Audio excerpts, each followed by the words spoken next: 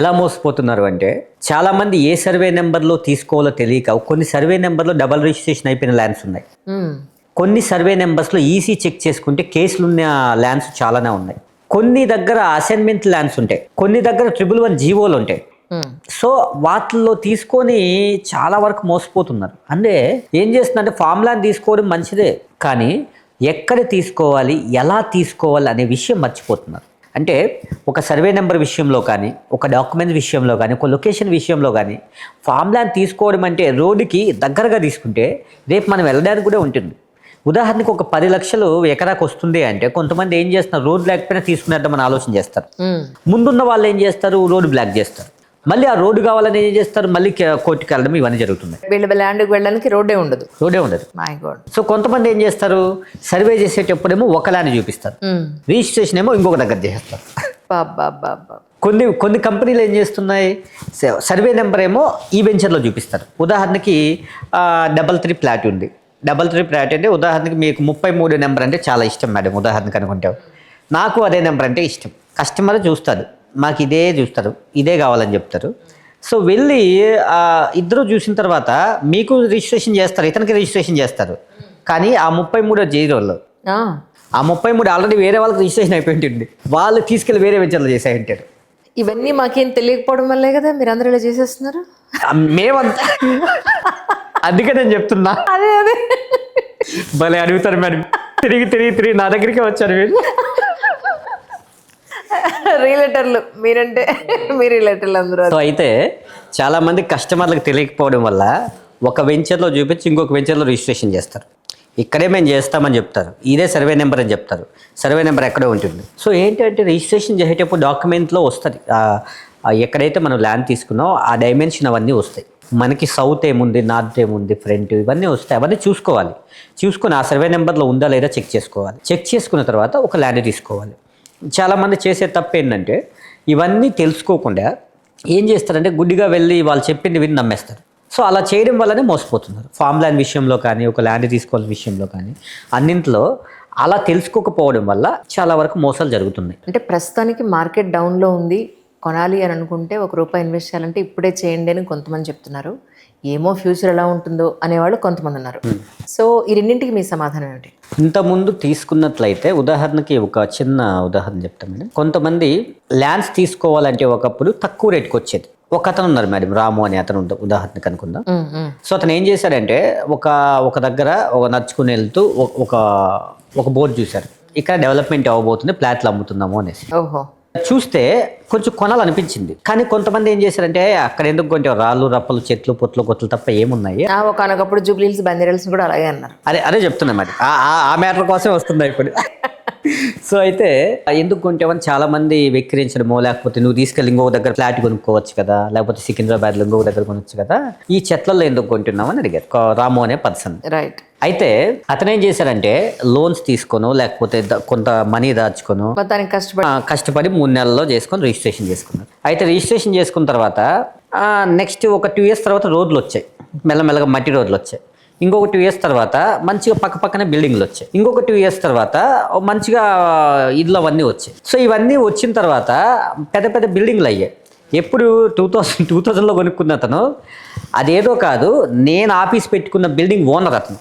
That's so nice. ఒకప్పుడు అన్నారంటే ఇక్కడ అదృష్టం బాగుందండి, మీలా నాలా మోసపోలేదు ఆయన. నిజమే. సో మాదాపూర్ ఏరియాలో ఇక్కడ ఎందుకు తీసుకుంటావు, ఇది మొత్తం చెట్లు ఉన్నాయి, ఎందుకు అనవసరంగా అని చెప్పారు. ఆయన చూస్తూ ఉండగానే డెవలప్మెంట్స్ జరుగుతూ వచ్చాయి. ల్యాండ్ విషయంలో ఎప్పుడైనా సరే డెవలప్మెంట్స్ అవుతుంది అని మనకి ఒక సంథింగ్ రాగానే, మనకు ఒక ఆలోచన రాగానే వేరే వాళ్ళు చెప్పిన తర్వాత మనం ఏం చేయాలి అంటే ఫస్ట్ దాని గురించి అనలైజ్ చేయాలి. ఇక్కడ నిజంగా డెవలప్మెంట్స్ వస్తున్నాయా చూసుకోవాలి. ఒకవేళ తక్కువ రేటుకి వస్తే మాత్రం చాలా బాగా తీసుకోవచ్చు. ఎందుకంటే అప్పుడు తీసుకున్న వాళ్ళు ఇప్పుడు బాగున్నారు, అప్పుడు తీసుకోకుండా ఫ్లాట్ కొనుక్కున్న వాళ్ళు. ట్రూ.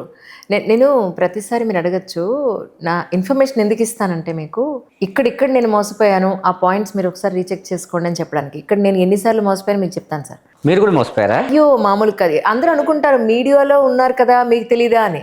ఎంతవరకు తెలుస్తాయి మాకైనా? ఈయన ఒక ఇంటర్వ్యూ చేయడం వరకు, లేదా పూర్తి స్థాయిలో దాని మీద రీసెర్చ్ చేయాలి. అంత రీసెర్చ్ చేయడానికి అవకాశం దొరకదండి. అన్లెస్ అంటే వెనకాతలు ఎవరైనా పెద్దవాళ్ళు ఉండి వాళ్ళకి ఇంతకుముందు ల్యాండ్ కొన్న అనుభవం ఉండి ప్రతి పేజ్ని కూలంక్షంగా చూస్తే తప్ప అవును. ఆ అవకాశం లేదు.